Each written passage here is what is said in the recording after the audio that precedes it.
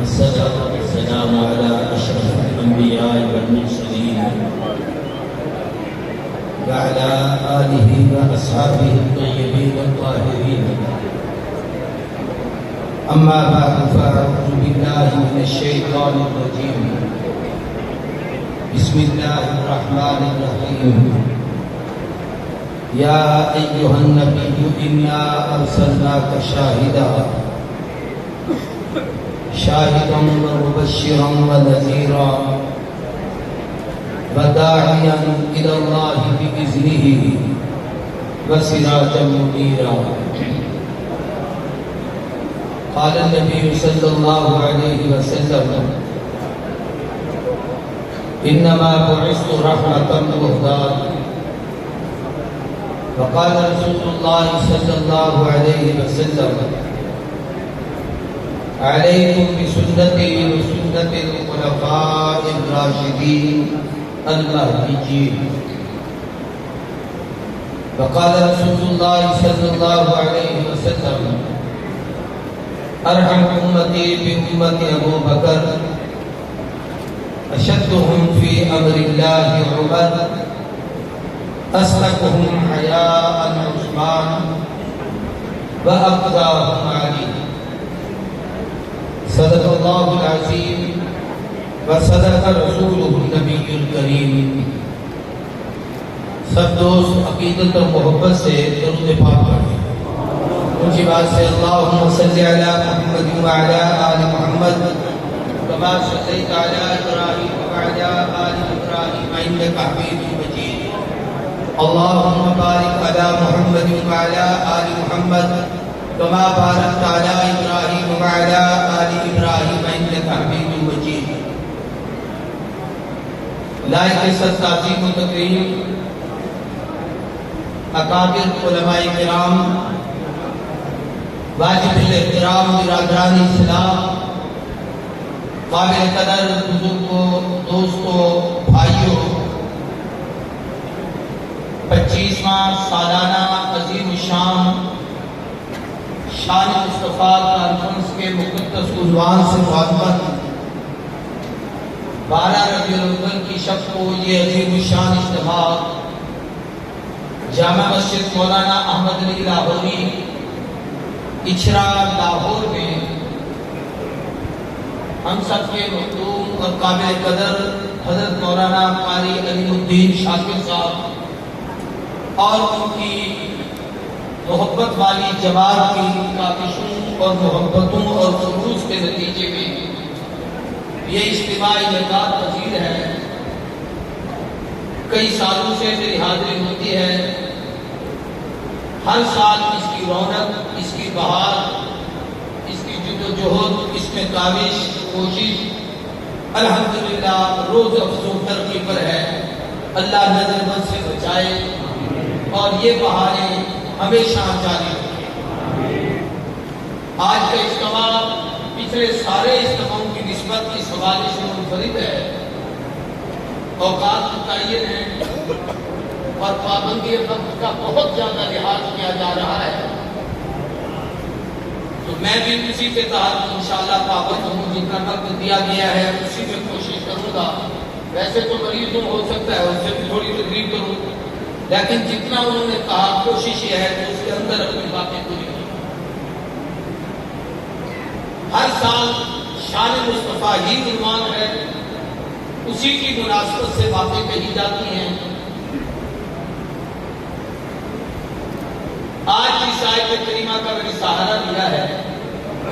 اس میں نبی کریم صلی اللہ علیہ وسلم کی نبوت کی 5 شانیں بیان کی گئی. اللہ نے خطاب کر کے فرمایا: یا ایھا النبی، میرے پیارے نبی، انا ارسلناک شاہدا، ہم نے آپ کو شاہد بنایا، ومبشرا، بشیر بنایا، ونذیرا، خوف اللہ کا ڈر لوگوں کے دلوں میں پیدا کرنے والا بنایا، وداعیا الی اللہ بإذنہ، اللہ کے دین کا داعی بنایا، وسراجا منیرا، اور نبوت کا چمکتا ہوا سورج بنایا.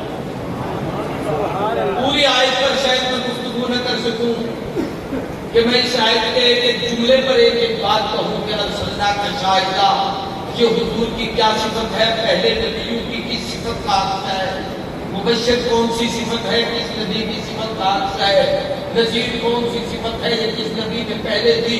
اللہ نے اس کو کامل حضور میں فرمایا ہے۔ داعیۃ اللہ یوں تو ہر نبی تھے، لیکن پہلے انبیاء کی دعوت اللہ کا میدان سب سے زیادہ کس نبی کا تھا۔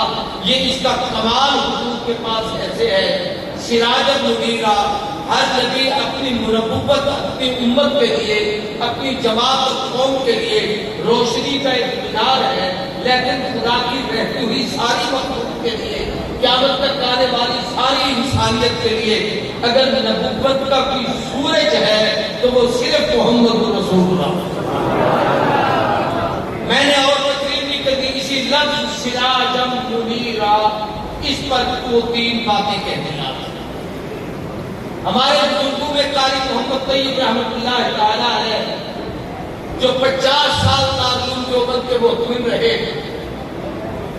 ان کی ایک تقریر ہے خیر المدارس جلندھر نیوز کو، 250 صفحات پر وہ مشتمل ہے۔ اس تقریر کا نام آفتاب نبوت ہے، اور وہ صرف اسی لفظ پر ہے کہ سراج منیرہ، حضور نبوت کے سورج ہیں، اور اس سراج منیرہ میں 10 ہاتھ ہیں، اور ایک ایک ہاتھ حضور کی ایک شان ظاہر کرتا ہے۔ گویا اس سراج منیرہ میں بھی حضور کی 10 شانوں کا ذکر ہے، جس کے تذکرے کے لیے یہ محفل اس کو شاید ناکافی رہے گی۔ اس میں سے کچھ باتیں آپ کے سامنے آتی ہیں کہ حضور نبوت کے سورج ہیں۔ یاد رکھیے آقا آفتاب نبوت ہے، حضور کی نبوت کی روشنی سے یہ پوری کائنات، یہ جہان رنگ و بو، یہ پوری انسانیت، یہ پوری دنیا، زمین و آسمان، چاند سورج ستارے، عرش کرسی لوح و قلم، سب کو روشنی، چمک، رحمت، عنایت جو کچھ نصیب ہے وہ محمد کی رحمت اور نبوت کا صدقہ ہے۔ اس لیے کہ آقا سراج منیر، اس کو اور آسان کیوں سمجھیے کہ حضور نبوت کے سورج ہیں۔ یہ جتنے ستارے آسمان پر چمکتے ہیں، ان ستاروں کی روشنی اپنی نہیں ہوتی، وہ سورج سے مستعار ہوتی ہے، ان کا عکس وہ لیتے ہیں، وہاں سے ان کے پاس چمک آتی ہے۔ سورج نہ ہو تو یہ ستارے نہ چمکیں، لیکن ستاروں کے اندر جتنی چمک آتی ہے وہ سورج کا حصہ ہے۔ تو آقا نبوت کے سورج ہیں، اس نبوت کے سورج کی روشنی جب اوپر گئی ہے تو 1,24,000 نبوت کے ستارے بنے ہیں، اور جب وہ روشنی نیچے آئی ہے، یعنی اعلان نبوت کے بعد وہ روشنی چمکی ہے، تو پھر 1,24,000 ہدایت کے صحابہ ستارے، یعنی یہ نبوت کا وہ سورج ہے کہ 1,24,000 نبیوں میں اگر نبوت کی روشنی ہے تو سچنا محمد کی نبوت کا ہے، اور اگر صحابہ میں ہدایت کی روشنی ہے تو یہ بھی سچنا محمد رسول اللہ کا۔ آدم کی انابت ہے تو نبوت کی روشنی ہے، نوح کی نجات ہے تو نبوت کی روشنی ہے، ابراہیم کی خلت ہے تو نبوت کی روشنی ہے، موسیٰ کے کمالات ہیں تو نبوت کی روشنی ہے، عیسیٰ کے معجزات ہیں تو نبوت کی روشنی ہے، یوسف کا حسن ہے تو نبوت کی روشنی ہے۔ یہ روشنی اوپر گئی، وہ نبوت کے ستارے بنے ہیں، جب روشنی نیچے آئی ہے یہ ہدایت کے ستارے بنے ہیں۔ ستارے لاکھوں ہوں، ہزاروں ہوں، پوری رات چمکے، پورا آسمان چمکے، ہر ایک ان کو چمکتا دیکھتا ہے، ان سے روشن بھی ہوتے ہیں، چمکتے بھی ہیں، خوبصورت بھی ہیں، منور بھی ہوتے ہیں، لیکن سب کے باوجود ہوتا اندھیرا ہے۔ جب تک سورج نہ آئے، ابھی سورج آتے ہی نہیں، ستارے پہلے جانا شروع ہو جاتے ہیں۔ تو یہ کیا ہو رہا ہے؟ اس لیے کہ سورج کے آنے کا وقت قریب آ گیا ہے، لاکھ ستارے ہر طرف، ظلمت شب جہاں جہاں، ایک طلوع آفتاب، دشت و چمن سارا، ہزاروں ستارے چمکے،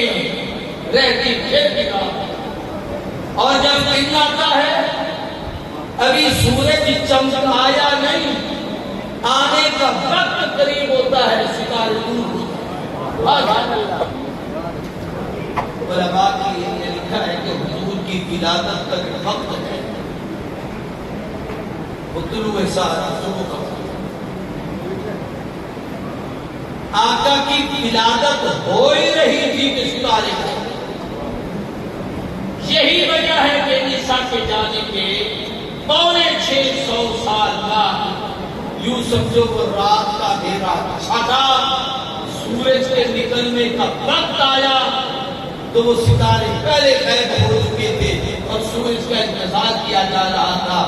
ولادت طلوع فجر ہے اور اظہار رسالت طلوع شمس کہ وہ سورج سے طلوع ہوا، اس کی روشنی ظاہر ہوئی ہے، وہ حضور کا اعلان ہے۔ نبی کریم صلی اللہ علیہ وسلم کے نبوت کے آسمان پر جتنے ستارے ہیں، یعنی آدم سے عیسیٰ تک، ان میں روشنی بھی حضور کی، اور قیامت تک یوں تو پوری انسانیت میں، لیکن حضور کے قرب میں رہ کر جنہوں نے نبوت سے براہ راست روشنی حاصل کی، وہ 1,24,000 ستارے، ہدایت کے صحابہ، ان میں روشنی بھی حضور کی۔ اب سورج ایک ہے، ستارے دو قسم کے ہیں، کچھ اوپر ہیں کچھ نیچے ہیں۔ اوپر سے مراد اعلان نبوت سے پہلے، نیچے کے مراد اعلان نبوت کے بعد کے۔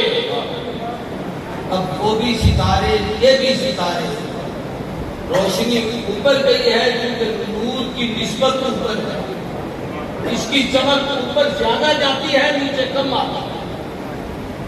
یہ نیچے آئی ہے اس لیے یہ نبیوں سے کم بنے لیکن امت میں سب سے بڑھ کر بنے، اس لیے یہ ہدایت کے ستارے۔ اوپر گئی ہے تو وہ نبوت کے ستارے، آدم سے عیسیٰ تک تمام کیا۔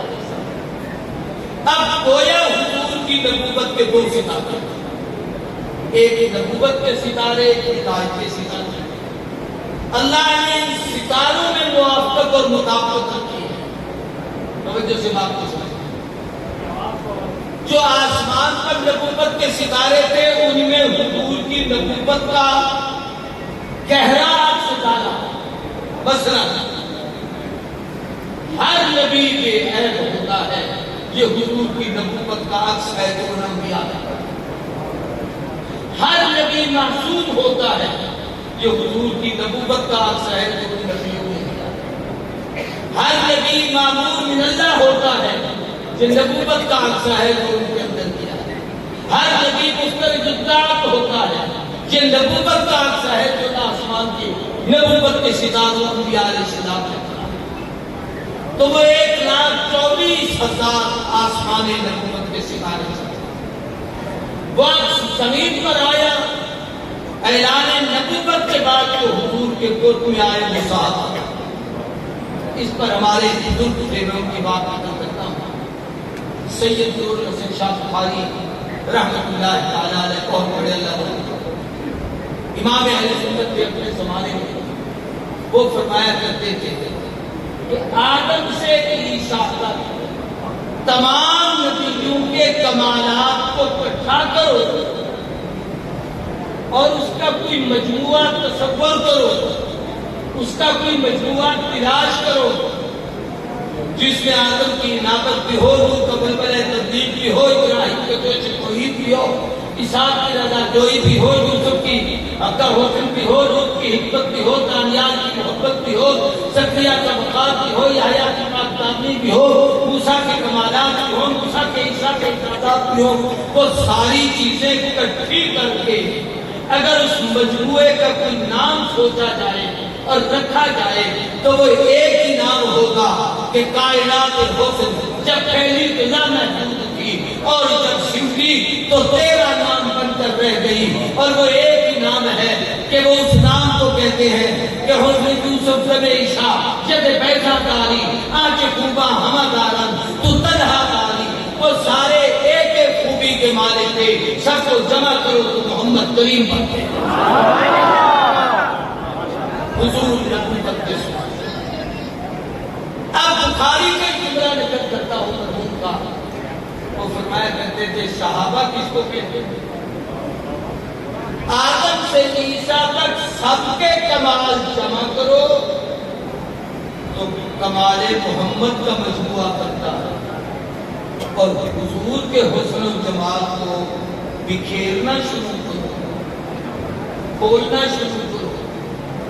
آپ کی صداقت کو دیکھو تو ابو بکر بنا ہے، عدالت کو دیکھو تو عمر بنا ہے، حیا کو دیکھو تو عثمان بنا ہے، شجاعت کو دیکھو تو علی بنا ہے، جناب والا بے حافظے کو دیکھو تو ابو ہریرہ بنا ہے، فقاہت کو دیکھو تو ابن مسعود بنا ہے، تفسیر کو دیکھو تو ابن عباس بنا ہے، فقہ کو دیکھو تو ابو ذر غفاری بنا ہے۔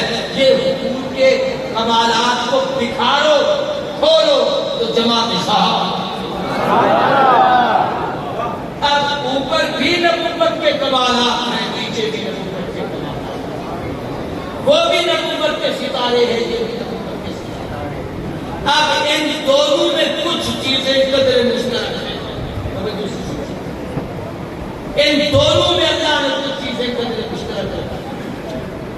اوپر انبیاء، نیچے صحابہ، عقیدہ سمجھنا، وہ سب کے سب معصوم ہیں گناہ سے پاک۔ صحابہ جتنے ہیں اہل سنت کا اس پر اتفاق ہے کہ عظمت نبوت پر ختم، نبی معصوم تھے، حضور کے بعد قیامت پر کوئی معصوم نہیں، نہ کوئی 4، نہ کوئی 5، نہ کوئی 12، نہ کوئی 14، نہ کوئی 18، کوئی معصوم نہیں، عظمت نبوت پر ختم۔ لیکن نبوت کی حفاظت میں آنے والے جن پر نبوت کی نگاہ پڑی ہے، ان کو 2 خوبیاں ملی ہیں، وہ معصوم تھے، یہ محفوظ بھی ہیں، مغفور بھی ہیں۔ مغفور کا معنی ہے انسانی طبیعت کی وجہ سے معصوم نہ ہونے کے ناطے ان سے کوئی لفزش ہو جائے تو یہ مغفور ہیں، اس نے بخش دیا ہے، میں اور آپ کون ہیں ترکیب میں۔ دوسرا یہ کہ محفوظ ہیں، چھوٹے چھوٹے بچے جن کے ساتھ بازار بڑے ایک بچے کا ہاتھ پکڑا، اب وہ بڑا بچے کے ساتھ، بچہ بڑے کے ساتھ چل رہا، بچے کی فطرت ہے شرارت، فطرت ہے لڑنا، فطرت ہے کسی چیز کو چھیڑنا، فطرت ہے کسی چیز کو اٹھانا، لیکن جب بیٹے کا ہاتھ باپ کے ہاتھ میں ہو، یہ ہاتھ چھوٹتا نہیں، بچہ ادھر ادھر کچھ کر نہیں سکتا، طبیعت کے باوجود نہیں کرتا کہ ہاتھ باپ کے ہاتھ میں ہے۔ جس کا ہاتھ باپ کے ہاتھ میں آئے، مرید کا ہاتھ مرشد کے ہاتھ میں آئے، شاگرد کا ہاتھ استاد کے ہاتھ میں آئے، غلام کا ہاتھ سرکار کے ہاتھ میں آئے، یہ گڑبڑ سے بچتا ہے۔ جس کا ہاتھ محمد کے ہاتھ میں آئے وہ کتنی اس لیے وہ لوگ مغفور ہیں، محفوظ ہیں کہ ہاتھ نبوت کے ہاتھ میں، اور مغفور ہے کہ انسانی تقاضوں کے ہاتھ میں خلاف ہے۔ اس پر ایک بات اور مغفور کا معنی توجہ سے بات کو سمجھنا ہے کہ وہ مغفور بھی ہیں، محفوظ بھی ہیں۔ مغفور ہیں، اللہ نے بخش دیا گرفت سے، کہ ان پر کوئی گرفت نہیں ہوگی، بخش دیا۔ جسے رب بخش دے، میں اور آپ کون ہیں ان کے متعلق سوال کرتے ہیں۔ دوسرا ہے کہ وہ مغفور کے ساتھ محفوظ ہیں۔ جب اللہ نے معاف کر دیا تو اب یہ محفوظ ہیں قیامت کے عذاب سے، نہ قبر میں عذاب ہے، نہ محشر میں عذاب ہے، نہ میزان میں عذاب ہے، نہ آخرت میں عذاب ہے، اس لیے کہ یہ محفوظ ہو گئے ہیں۔ اللہ نے محفوظ کیا ہے عذاب سے اور ان کو مغفور کیا ہے گناہ۔ جب گناہ رب معاف کر دے تو گناہ پلے رہا نہیں، جب گناہ نہیں پلے رہا تو اس کے لیے جہنم کا کوئی تصور۔ یہ تھا انبیاء اور صحابہ کے درمیان رب کا بندہ تھا۔ دوسری چیز یہ ہے انبیاء بھی رب کا انتخاب، صحابہ بھی اللہ کا انتخاب۔ کیا جو کس کا انتخاب؟ جی سارے نبی رب کا انتخاب، سارے صحابہ بھی رب کا انتخاب، اور یہ یاد رکھو جسے رب چنے اس پر تنقید کا کسی کو حق نہیں۔ اس مسجد کا امام آپ نے چنا، کسی مسجد کا امام میں نے چنا، کسی مدرسے کا استاد آپ نے چنا، لیکن جس کو رب چن کر استاد بناتے اس میں عیب بھی نہیں ہو سکتا اور اس میں کسی کو تنقید کا حق نہیں۔ اس لیے حق نہیں کہ وہ تنقید نبی پہ نہیں کر رہا، خدا کے انتخاب پہ کر رہا ہے۔ گویا رب کو پتہ نہیں تھا کیسے آدمی کو چن کر نبی بناتے ہیں۔ ایسے ہی صحابہ کا تنقید کا کسی کو حق نہیں، اس لیے کہ صحابہ بھی خدا کا انتخاب ہے۔ اگر کوئی اپنی مرضی سے صحابی ہوتا تو حضور کے سگے رشتے دار ابو لہب سے چچا، خاندان میں بہت سارے لوگ، لیکن جن کے رب کا انتخاب ہے، جب رب نے چنا ہے تو جس کو نبی کی یاری کے لیے چنا وہ اس میں اپنی مرضی کا کوئی نہیں ہے، خدا کا انتخاب ہے۔ ابو بکر کو بنو تیم سے، عمر کو بنو عدی سے، عثمان کو بنو امیہ سے، علی کو بنو قریش سے، سلمان کو فارس سے، زہیر کو جناب ویس کو کنز سے، بلال کو حبشے سے، ابو ذر کو قبیلہ غطفان سے، ابو ہریرہ کو یمن سے۔ جسے رب نے چن کر نبی کے پاس بھیجا ہے اس پہ تنقید کا کسی کو حق نہیں۔ اس پہ تنقید کا کسی کو حق نہیں ہے۔ اس لیے حق نہیں ہے کہ ان پہ تنقید کرنے کا معنی یہ ہے کہ رب کو پتہ نہیں تھا کس کو نبی بنا دیا، رب کو پتہ نہیں تھا نبی کا یار کیسا بنا دیا، رب کو پتہ نہیں تھا نبی کا سسر کیسا بنا دیا، رب کو پتہ نہیں تھا نبی کا داماد کیسا بنا دیا۔ اس لیے صحابہ ہوں، اہل بیت ہوں، انبیاء ہوں، یہ حضور کی نبوت کے صدقے سے اس مقام پر ہیں کہ ان کی تنقید کا کسی کو حق نہیں۔ اب ایک بات اور آسمان نبوت کے جتنے ستارے تھے ان میں 313 ایسے ہیں جن کو رسول کہا، اس کی روشنی جب زمین پر پڑی ہے محبت کے ساتھ، جو زمین کے ہدایت کے ستارے ہیں ان میں 313 ایسے ہیں جو بدر میں حضور لے جا کر کھڑے ہو گئے، اے اللہ پوری امت سے چھانٹ کے یہ لے آیا ہوں، ان کہا صحابہ اگر آج یہ مٹ گئے تو قیامت تک تیرا نام لینے والا کوئی نہیں ہوگا۔ وہاں صحابہ رسول کامیاب ہیں، یہاں 313 صحابہ۔ یہ وہ عدد ہے جو پیغمبر کی رسالت کا عکس ہے، اوپر گئے تو وہ نبی کامیاب ہے، نیچے یہ صحابہ۔ اور 313 میں سے 10 ایسے ہیں جن کو اولو العزم کہا جاتا ہے، رسولوں میں سے۔ تفسیر کا ٹائم بھی ایک کا نام ہے، اس کا عکس جب صحابہ پر پڑا ہے تو 10 یار ایسے ہیں جن کا نام لے لے کر ایک ہی محفل میں حضور نے ان کو جنت کا ٹکٹ دیا۔ ابو بکر سے جنہ، عمر سے جنہ، عثمان سے جنہ، علی سے جنہ، سعد سے جنہ، سعید سے جنہ، طلحہ سے جنہ، زبیر سے جنہ، ابو عبیدہ سے جنہ، عبد الرحمن بن عوف سے جنہ، سب کا نام لے کر جنت کا ٹکٹ دیا۔ وہاں پر بھی 10 تھے، یہاں پر بھی 10۔ یہ میں بتا رہا ہوں کہ حضور کے نبوت کے سورج کا عکس آسمانوں پر اور زمین پر نبوت سے پہلے اور بعد کے اساس کے عکس کے حوالات ہیں۔ اب ان رسولوں میں سے 4 ہیں جو صاحب کتاب ہیں، سارے لوگ کتنے؟ کیا والے ہیں؟ مجھے بات سمجھو، آقا کے قرآن اترا، موسیٰ علیہ السلام کے تورات اتری، داؤد علیہ السلام کے زبور اتری، عیسیٰ علیہ السلام کے انجیل۔ یہ 4 کتاب سارے کو 4، اس لیے گدھوں کو، گھوڑوں کو، ٹیکٹروں کو، گھوڑوں کو غور نہ کیا کرو، خدا کے لیے کتاب آتی رب نے کتاب والے بھیجے ہیں، بس کتاب پہ عمل کرو گے تو ہدایت پر ہوگے، کتاب کو چھوڑو گے تو گمراہی پر۔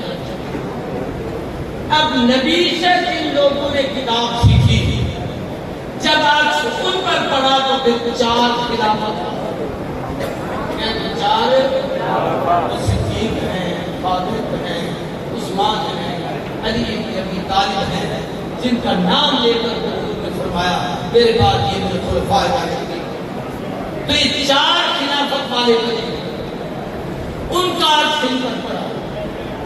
اب میں ایک بات اور عرض کر دیتا ہوں، انبیاء میں 4 ہیں جن کا عکس 4 صحابہ پر پڑا ہے، تو اللہ نے ان کے درمیان بڑی مماثلت پیدا کی۔ انبیاء میں ابراہیم کا عکس ابو بکر پر پڑا، سارے ابراہیم کا عکس کس پر پڑا ہے؟ ابراہیم، یہ عبرانی زبان کا لفظ ہے اور اس کا ترجمہ ہی عبداللہ ہے، اور حضرت ابو بکر کا اصل نام بھی عبداللہ۔ ابراہیم کی صفت بیان کی ہے، انہو اواب حلیم، نرم دل، حوصلے پر۔ حضور نے فرمایا ارحم امتی امتی ابو بکر۔